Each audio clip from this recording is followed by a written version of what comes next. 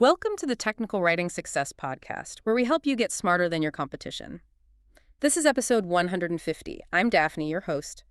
And today, we're tackling something absolutely foundational, a skill that really separates, good documentation specialists from true product partners. We're talking about research, specifically in those fast-paced, agile environments. And I'm Fred. It's great to be here. We're going to unpack the practical tactics you need right now. Our focus today comes from a really insightful guide by Nigerian technical writer Joshua Oyewole. That's right. The article is called Best Research Practices for Product Documentation in an Agile Environment. It's published by Kurt Robbins over on LinkedIn, November 3, 2025. Definitely one to check out if you work in tech. Yeah, it's solid. And our goal today really is simple. We want you, the listener, to move past this idea that research is just something you do at the very beginning.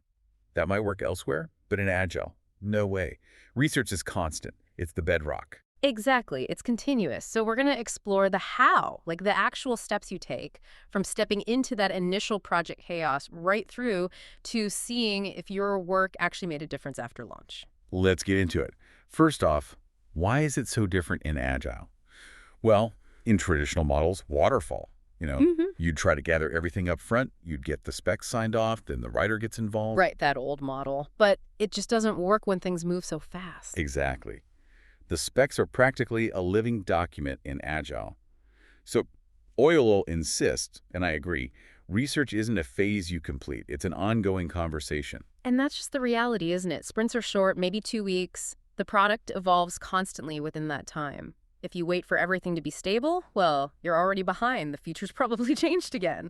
So research becomes less about initial discovery and maybe more about constant validation and trying to anticipate what's coming next. Yeah, anticipating. That's a good way to put it. And if you think about it that way, as continuous, it kind of naturally falls into 3 stages tied to the sprint cycle. Okay, so stage 1, early sprints. Maybe you're new to the team or it's the first time you're seeing this feature.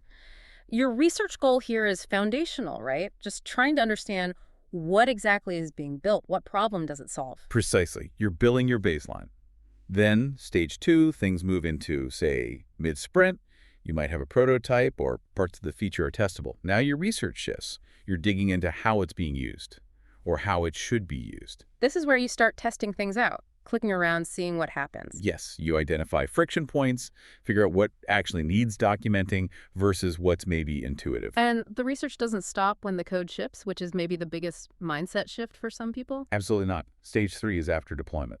Now you're researching how users are responding. Looking at real-world data, support tickets, feedback. Exactly. Bug reports, forum questions, analytics, all of that tells you if the documentation is hitting the mark or if it needs tweaking for the next sprint.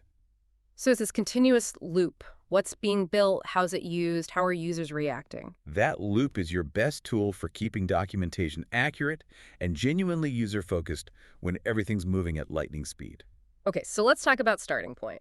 You join a project, or even just a new sprint cycle, and sometimes it feels like just information overload. You've got sprint goals, Slack is blowing up, Jira tickets everywhere, maybe confusing user stories. Oyewole calls it chaos. How do you ground yourself? Yeah, chaos is a good word for it sometimes. And trying to absorb everything at once, forget it, you'll just freeze up. Yeah. Oyewole outlines a really structured way to cut through that noise. It's about creating order fast. So first things first, review. Simple but powerful. Look at the high-level product roadmap if there is one, and definitely the current sprint goals. Right. This tells you what matters right now. What's priority 1 for the next couple of weeks? That dictates where you put your energy. Makes sense. Focus. Then step 2 is analyze. This means getting your hands on user stories, use cases, acceptance criteria, whatever the team uses to define the work. This helps you understand the audience and the scope of what you need to cover. Exactly. If the main story is about an API for developers, your focus is different than if it's a UI tweak for end users. The stories tell you who you're writing for, primarily. Okay, review the goals, analyze the stories. Then Oyewole says, test.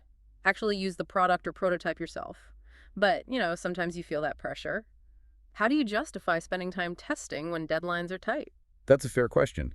You justify it by framing it as proactive support prevention. You're not just checking if buttons work. You're intentionally trying to break it, in a way. Use weird inputs, click things in the wrong order, find the confusing parts before a real user does. Ah, okay. So every confusing bit you find is potentially one less support ticket later. Precisely. It shifts testing from a nice-to-have to essential risk mitigation. It saves the team time in the long run. Got it. And while you're doing this testing, clicking around, the final initial step is document.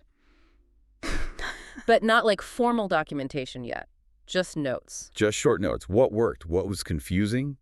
What do you need to ask someone about? These notes become your ammunition, your currency for the next crucial stage. Which is talking to the subject matter experts, the SMEs. Exactly. Those notes are what make your SME conversations productive, turning you from someone asking basic questions into a real collaborator, which leads us nicely into mastering those interviews. Let's take a brief break for a special message from our producer, Kurt Robbins. Hi, this is Kurt Robbins. First, thanks for listening. I truly appreciate your support.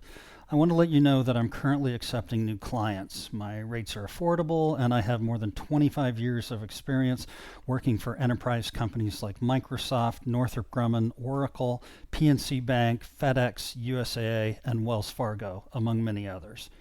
If you want to improve your IT documentation and communications, hire me. I deliver fast, know how to use AI to improve efficiency and accuracy, and love going the extra mile to satisfy my clients. Thank you for subscribing and listening. Back to you, Daphne and Fred. Welcome back to the Technical Writing Success Podcast. Just before the break, we were talking about gathering those initial research notes by testing the product yourself. Now let's dive into how you use those notes effectively when you talk to your subject matter experts, or SMEs. Right. Your SMEs, the developers, designers, product managers, they built the thing. They know it best. They're your primary source of truth. But they are always busy, incredibly busy. So respecting their time is paramount. Mastering the SME interview is really about efficiency and respect. Absolutely. And Oyewole is very clear on this. Preparation is non-negotiable. Don't ever ask a question you could have answered yourself by looking at Jira, Confluence, or even a quick Google search. That's just wasting everyone's time. Can you give an example? Like, what's a question you definitely shouldn't ask because it's probably in Jira already? A classic bad one is, so what are the requirements for this feature? Or what's the acceptance criteria? That stuff should be documented in the ticket. Your prep means you've already read the ticket, you know the basics. So a good question would be more specific, built on what you already found. Exactly. Like, I read the spec says the limit is 100, but when I tested the dev build, it seemed to allow 105.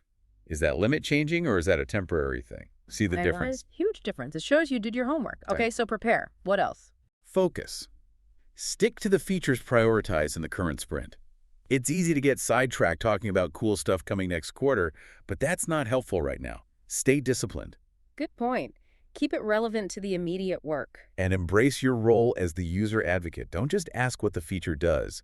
Ask how it might be misunderstood. Like asking, where do you think a first-time user might get tripped up here? Perfect. Or, what's the most likely mistake someone will make using this part? You're prompting the SME to think from an outside perspective. And this connects back to our testing step, right? You need to bring your findings. Yes, this is where your notes pay off. Instead of a vague, how does authentication work? You can say, when I tried logging in with invalid characters, I got error code 500. Is that the intended error?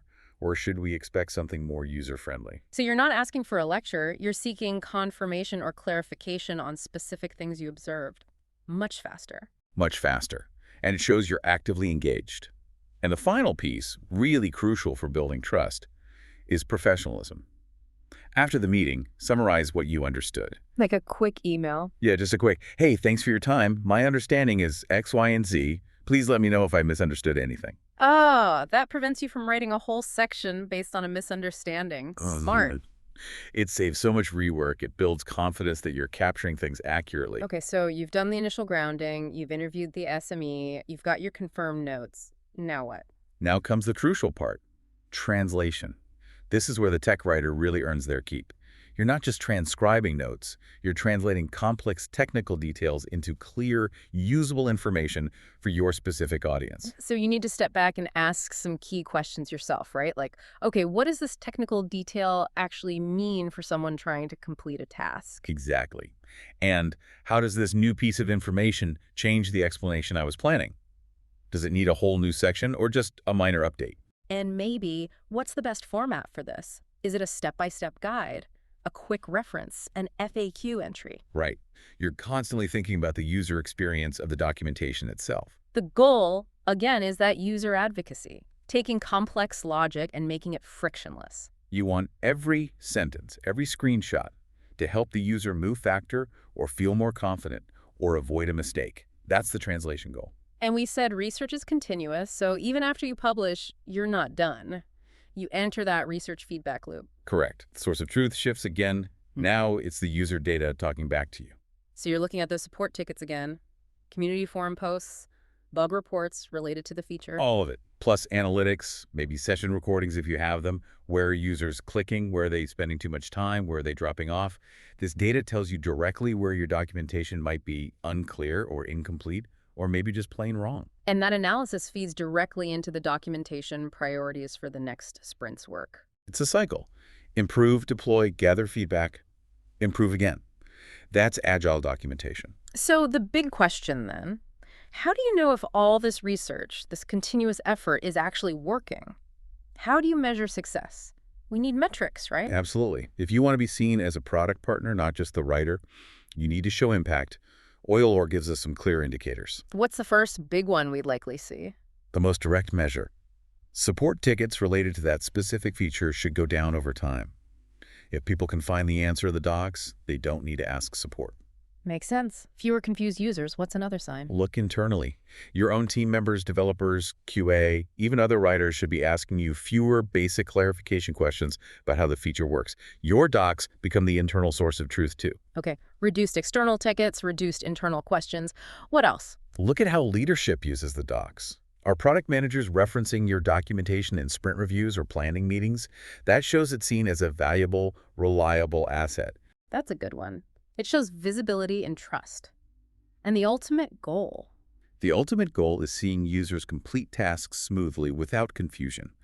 Are they getting stuck? Are they searching the docs repeatedly for the same thing? If the friction disappears, you've succeeded. Fewer tickets, fewer team questions, PMs using the docs, and users succeeding easily. Those are solid metrics. Track those. See them improve. And you're demonstrating real value. That's how you shift perception. You're not just documenting what was built. You're actively partnering in the product's success through relentless research, learning, and adapting. It really comes back to that idea of continuous learning and curiosity, doesn't it? Always asking questions, always trying to understand better, always advocating for the user. Thank you for listening to the Technical Writing Success Podcast from Kurt Robbins, where we help you get smarter than your competition. Remember to like, subscribe, comment, and share. We'll see you next time.